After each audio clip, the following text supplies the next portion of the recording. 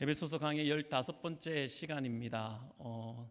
대표 기도자께서 제 설교를 핵심적으로 한 문장으로 압축해 주셔가지고 제가 이 설교를 하는데 힘을 얻는 것 같습니다. 우리가 에베소서 말씀을 보고 배운 것, 그것을 머리로만 아는 것이 아니라 우리가 진짜 깨달을 수 있도록 하기 위해서 이제 바울이 기도를 하잖아요. 그 기도의 내용을 우리가 살펴보는데, 오늘 이 기도의 말씀을 통해서 우리가 배워왔던 이 진리의 말씀들이 정말 내 것으로 되는, 그래서 우리의 삶이 변화되는 그 은혜가 있는 시간 될 수 있기를 바랍니다. 오늘 우리가 읽은 본문은 사도 바울이 3장에 있는 말씀들을 마치면서 이 편지를 읽는 성도들을 위해서 그 내용이 정말 풍성하게 경험되어지도록 그 간구를 하나님께 올려드리는 기도의 내용입니다. 지금까지 그가 전한 그 진리의 말씀들을 성도들이 받을 때 머리로만 알고 있는 것이 아니라 풍성하게 깨닫고 체험하고 누릴 수 있도록 그를 위해서, 성도들을 위해서 바울이 기도를 하고 있습니다. 사실 여러분, 우리가 에베소서 강의 살펴본 대로 1장에서도 사도 바울은 성도들을 위해서 동일한 패턴으로 기도한 것을 잘 아실 것입니다. 사도 바울은 1장에서도 진리의 말씀을 전하고 그 진리를 성도들이 풍성하게 깨닫고 누릴 수 있도록 중보하는 기도를 하나님께 드렸습니다. 여러분의 성경을 1장으로 한 장 넘기셔서 내용을 성경을 보면서 한번 떠올려 보도록 하겠습니다. 제가 말씀드릴 때 눈으로 성경을 확인하시기를 바랍니다. 1장 3절에 보시면 하나님께서 우리에게 신령한 복 3가지를 주셨다라고 말씀합니다. 그리고 그 3가지 복은 첫째는 4절에 있죠. 성부 하나님의 택하심. 둘째는 7절에 있어요. 성자 하나님의 그의 피로 말미암아 속량, 곧 죄사함. 그리고 세 번째는 13절에 있습니다. 성령 하나님의 인치심. 맞습니다. 그러면서 사도 바울은 이 놀라운 은혜와 복이 실제적으로 성도들에게 경험되어지고 누려질 수 있도록 위하여 기도를 하죠. 17절에 있는 지혜와 계시의 영을 주셔서 하나님을 알게 하시고, 18절에 그 부르심의 소망을 알게 하시고, 기업의 영광의 풍성함을 알게 하시고, 19절의 마지막으로 우리에게 베푸신 능력의 지극히 크심이 어떠한지를 성도들이 알게 해 주십시오. 이렇게 기도를 했습니다. 그렇게 첫 번째 기도가 끝이 났죠. 기도를 마친 바울은 이어서 이제 다시 진리의 말씀을 에베소 교인들한테 가르칩니다. 1장 22절과 23절을 통해서 교회의 머리가 되시는 예수 그리스도, 그래서 그리스도의 몸된 교회가 어떻게 충만한지 그것을 말씀합니다. 그러면서 2장 1절에 우리가 교회가 될 수 있었던 것은 우리가 자격이 있거나 우리가 무슨 공로가 있어서가 아니라 우리는 원래 허물과 죄로 죽었는데, 4절에 긍휼이 풍성하신 하나님께서 우리를 사랑하셔서 5절에 예수 그리스도 안에 있는 은혜로 구원하여 살리셨다라고 말씀합니다. 그리스도의 십자가죠. 그러면서 사도 바울은 그리스도의 십자가의 그 능력이 어떠한지 쭉 설명하고 있습니다. 2장 13절 14절의 말씀대로 전에는 원수요 서로 혐오하던 유대인과 이방인 사이를 가깝게 만들어 하나 되게 하셨다. 그리고 16절의 말씀대로 그리스도의 십자가는 하나 되게 하신 이 둘을 함께 하나님께 나아갈 수 있도록 화목하게 하셨다라고 말합니다. 그러면서 22절에 성령 안에서 하나님이 거하실 초소가 되기 위하여 그리스도 예수 안에서 우리가 함께 지어져 갑니다 라고 이야기를 하지요. 그러면서 사도 바울은 1장에서 했던 것과 똑같이 이 이어지는 이 진리의 말씀들이 성도들의 심령에 풍성하게 체험되고 누려질 수 있게 해달라고 하나님께 기도하는 것입니다. 그것이 오늘 본문의 기도예요. 14절을 보시면, 본문 3장 14절 보시면 이러므로 라고 시작하지 않습니까? 여기 이러므로 라는 것은 앞에 있는 진리의 내용들을 받아서 이러므로 내가 하늘과 땅에 있는 각 족속에게 이름을 주신 아버지 앞에 무릎을 꿇고 기도합니다 라고 이어지는 것입니다. 그러면 3장 1절에서 14절, 13절까지 있는 내용은 이러므로에 포함되지 않는 겁니까? 이렇게 물을 수도 있을 것 같아요. 왜 이 부분은 다루지 않습니까? 라고 물을 수 있는데 3장 1절로 13절은 바울이 자신의 사도로서의 소명과 자기가 감옥에 갇혀 있는 현재 상황에 대해서 너희들 염려하지 말아라 라고 말하기 위해서 갑자기 튀어나온 말이에요. 감정이 울컥해가지고 진리의 말씀을 한참 전하다가 내가 사도가 된 배경, 그리고 내가 갇혀 있는 거에 대한 어떤 감정의 복받침으로 갑자기 나온 거예요. 그래서 헬라어 원어로 보면 1절의 이 문장이 끝맺지 않고 흐지부지 되어 있습니다. 점점점 3개 찍혀 있는 것처럼 그렇게 되면서 2절, 3절로 넘어가는 것을 우리가 볼 수 있습니다. 그래서 바울은 그 감정을 다시 추스리고 다시 본래의 편지의 목적으로 돌아와서 1장 말미부터 2장까지 있는 내용을 이제 받아서 이러므로 이렇게 연결을 하고 있는 것입니다. 사도 바울의 두 번째 기도는 이런 것이에요. 하나님, 성도들의 속사람을 능력으로 강건하게 해주십시오. 하나님, 성도들의 마음에 항상 그리스도께서 계시게 해주십시오. 하나님, 성도들이 그리스도의 사랑을 알게 해주십시오. 이것을 기도합니다. 첫 번째는 이해되죠. 속사람을 능력으로 강건하게 해주십시오. 이해됩니다. 그럼 두 번째, 성도들 마음에 그리스도께서 계시게 해주십시오. 이렇게 기도하는데 여러분 마음에 그리스도께서 안 계십니까? 성도는 다 있잖아요. 그런데 왜 이렇게 기도할까요? 또 성도들이 그리스도의 사랑을 알게 해주십시오. 이렇게 기도합니다. 여러분 그리스도의 사랑을 모르십니까? 아시잖아요. 그런데 바울은 왜 이렇게 기도할까요? 그것을 우리가 살펴보게 될 것입니다. 그래서 1장에 있는 바울의 첫 번째 기도 굉장히 중요하죠. 그런데 1장에 있는 기도, 첫 번째 기도하고 오늘 우리가 읽은 이 두 번째 기도는 방향이 달라요. 하나는 하늘을 향해 있고 하늘은 땅을 향해 있습니다. 하늘은 하늘을 향해, 하늘은 현실을 향해 있어요. 1장의 첫 번째 기도는 그 내용이 하늘을 향하고 있습니다. 부르심의 소망이 무엇인지 알게 해주십시오. 그 장차 우리에게 주어질 기업의 영광의 풍성함이 어떠한지 알게 해주십시오. 베푸신 능력의 지극히 크심을 알게 해주십시오. 주로 이제 하늘을 향해서 소망을 향해 있다고 말씀드릴 수 있습니다. 하지만 그런데 이 두 번째 기도를 보십시오. 이 두 번째 기도는 이 땅에 우리의 현실과 직결되어 있는 기도입니다. 현실에 녹록하지 않은 삶, 어떤 것은 힘들고 어떤 것은 상처가 되고 어떤 사람은 용서가 안 되고 병이 나서 고생하는 이와 같은 우리들의 매일매일의 어려운 현실에서 정말로 필요한 기도, 그것이 바로 이 기도입니다. 속사람을 능력으로 강건하게 해주십시오. 성도들 마음에 그리스도께서 항상 계시게 해주십시오. 그리스도의 사랑이 어떠한지를 알게 해주십시오. 여러분, 우리 신앙은 현실입니다. 현실을 떠난 영성은 없어요. 수도사들이 세상을 떠나서 수도원에서 영성을 추구했지 않습니까? 그것은 잘못된 것이라고 딱 단정 지을 수는 없지만 현실을 떠나서는 영성을 단련하고 훈련시킬 수 없는 것입니다. 그래서 그럴 수 있는 힘, 매일매일의 삶을 믿음으로 이겨나갈 수 있도록 하는 힘을 달라고 사도 바울은 구하고 있습니다. 그 앞에 있는 진리의 말씀을 토대로요.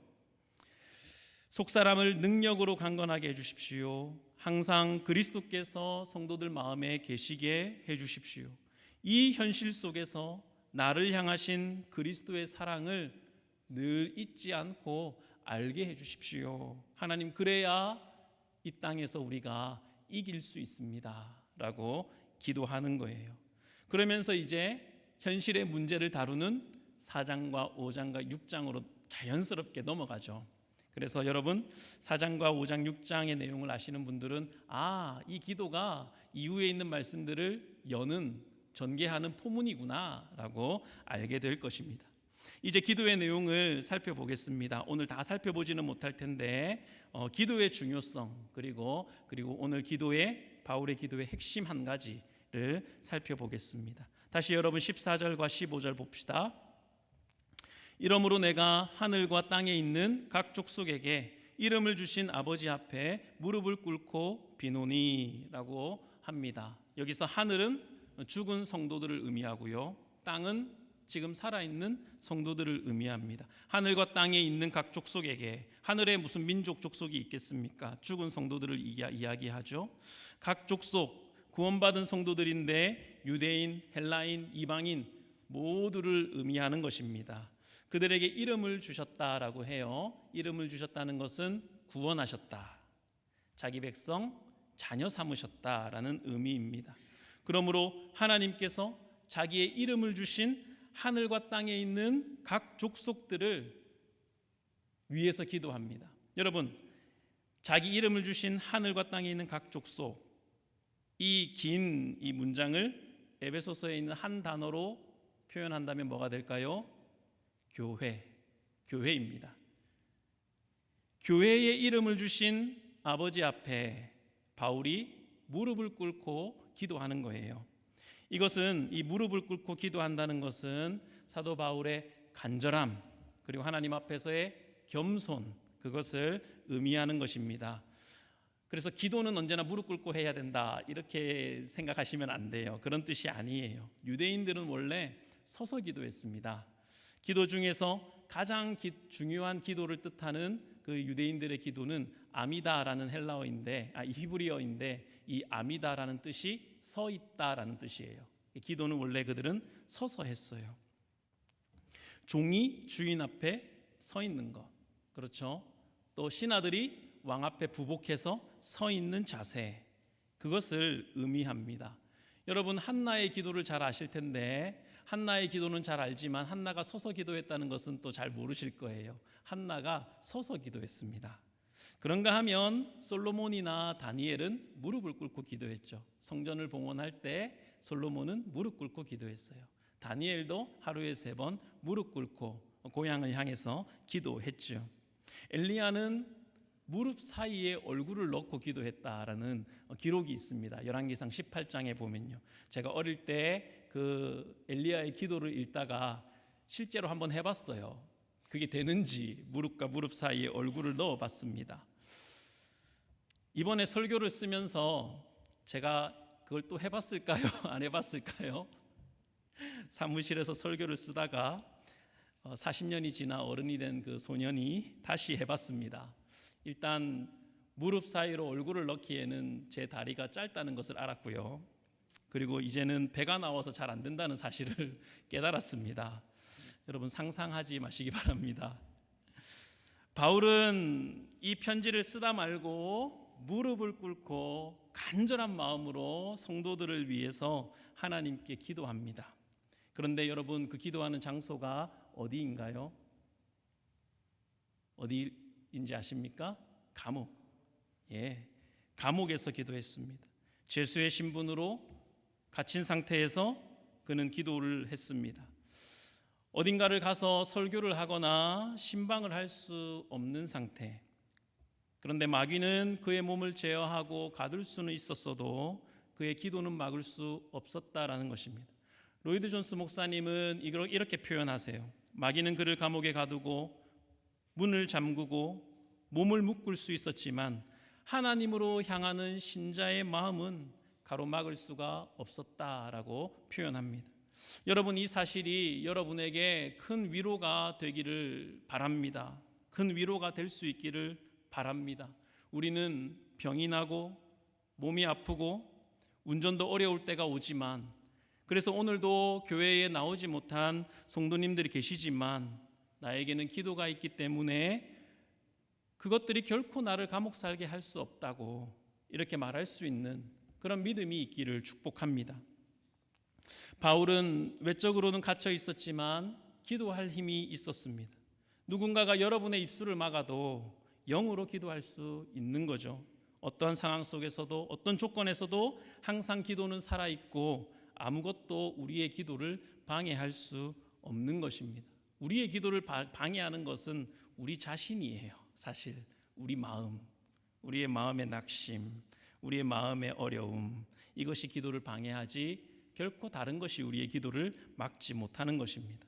에베소서 6장에 보면 여러분 잘 아시는 하나님의 전신갑주를 입고 이 말씀이 있습니다. 그런데 그것에 족하지 말고 무엇을 하라고 말합니까? 기도하라. 6장 18절 보시면 모든 기도와 간구를 하되 항상 성령 안에서 기도하고 이를 위하여 깨어 구하기를 항상 힘쓰며 여러 성도들을 위하여 구하라, 이렇게 말씀합니다. 바울은 감옥에서 엄청나게 바빴습니다.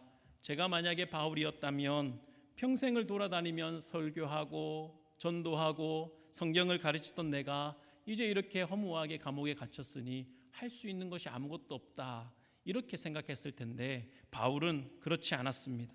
바울은 여러 교회들과 생각나는 성도들을 위해서 끊임없이 기도하고 편지를 쓰고 격려하고 시간을 보냈습니다. 여전히 왕성한 영적인 활동, 맡겨주신 사명을 감당하는 사역을 활발하게 감당했습니다. 오늘날 현대인은 과거보다 훨씬 더 많은 자유, 그리고 훨씬 더 여유로운 시간을 누리며 살아갑니다. 가사 노동으로부터 좀 더 자유롭죠. 옛날보다 막중한 노동으로부터 남자들도 비교적 자유롭습니다. 우리는 감옥에 갇히지도 않았고 여가 시간도 많이 있습니다. 하지만 전혀 중요하지 않은 것들에 우리의 시간을 허비하고 있는 것은 아닌가 생각해 볼 수 있습니다. 오늘날 많은 성도들에게 있어서 기도란 아무것도 할 수 없는 사람이 하는 거야 라고 말하진 않지만 마치 그런 것처럼 사는 것 같아요, 우리 성도들이요. 그러나 그렇지 않습니다. 말씀을 배우고 설교를 듣는 것만큼 기도는 중요합니다. 여러분, 왜 말씀을 보시고 왜 설교를 들을까요? 기도하기 위해서예요. 오늘 내가 무엇을 기도할지를 받기 위해서 하는 것입니다. 여러분께서 말씀을 듣고 배우는 시간만큼 기도해야 합니다. 그렇다고 여러분 말씀을 듣고 배우는 시간을 줄이지 마시고요. 기도해야 합니다. 그래야 나중에 갇혀있는 것과 같은 때, 그때가 올 때에도 여러분의 삶은 비루해지지 않고 기도로 돌파할 수 있는 생활을 하게 됩니다. 사도는 진리의 말씀을 전달하면서도 그 지식을 전달하는 것만으로는 충분하지 않다는 사실을 잘 알았어요. 반드시 기도가 따라야 한다고 그는 말하고 있습니다. 그리고 그 기도, 어떻게 기도해야 할지를 가르치기 위해서 자신의 기도를 편지에 써놓고 있는 것입니다. 우리가 지금까지 배워온 이 에베소서의 진리의 말씀들이 내 삶을 주장하고 현실이 되기를 원하신다면 기도하셔야 합니다. 1장에 있는 그 기도 가지고 우리 계속 기도하자고 말씀드렸죠. 기도하셔야 하죠. 그리고 오늘 이 3장에 있는 기도 가지고도 기도하셔야 합니다. 속사람이 강건하게 해주십시오. 그리스도께서 항상 계시게 해주시고 그리스도의 사랑을 깊이 깨달아 알게 해주십시오. 우리 교회가 성경이 밝히 증거하는 참된 교회의 모습으로 변화되고 성장하기를 원하신다면, 그래서 에베소서의 이 교회 모습처럼 되기를 원하신다면 기도하셔야 합니다. 기도는 영적인 진리를 현실로 만드는 힘이 있습니다. 성경의 내용들을 머리로 이해한다고 해도 그 내용이 마음에 와닿지 않으면 우리는 결코 변화되지 않아요. 변화될 수 없습니다. 여러분 18절 보실까요? 지식에 넘치는 그리스도의 사랑을 알게 해달라고 기도하고 있습니다. 18절에 지식에 넘치는 그리스도의 사랑을 알게 해주십시오. 지식에 넘치는 그리스도의 사랑, 이게 여러분 무슨 뜻일까요? 지식으로는 다 알 수 없다는 거예요. 그리스도의 사랑이 지식으로 다 알아지지 않는다는 거예요. 그리스도의 사랑은 지식을 뛰어넘는 사랑이다라는 것입니다. 그걸 진짜 체험하고 진짜 감격하고 그 사랑에 우리가 열광하려면 기도해야 합니다. 여러분 이어지는 19절 보십시오. 그 너비와 길이와 높이와 깊이가 어떠함을 알게 해달라고 기도하고 있습니다. 여러분 여기 있는 너비, 길이, 높이, 깊이, 이것은 그냥 미사여구가 시적인 표현이 아니고 그냥 붙여놓은 어떤 수식어구가 아닙니다. 존 스토트 목사님은 이렇게 설명했어요. 그분의 사랑의 넓이는 모든 인류를 구원할 만큼 넓고, 그분의 사랑의 길이는 영원토록 지속될 만큼 길고 그분의 사랑의 깊이는 저와 여러분같이 가장 타락한 죄인도 충분히 건져 올릴 수 있을 만큼 깊다, 이렇게 표현했습니다. 그분의 사랑의 높이는 나 같은 죄인을 하늘 높이 충분히 높일 수 있을 만큼 높다라고 표현을 했습니다. 이와 같은 그리스도의 사랑을 우리가 알아야 하고 그 사랑이 진짜 우리 마음에 와 닿으려면 기도해야 합니다.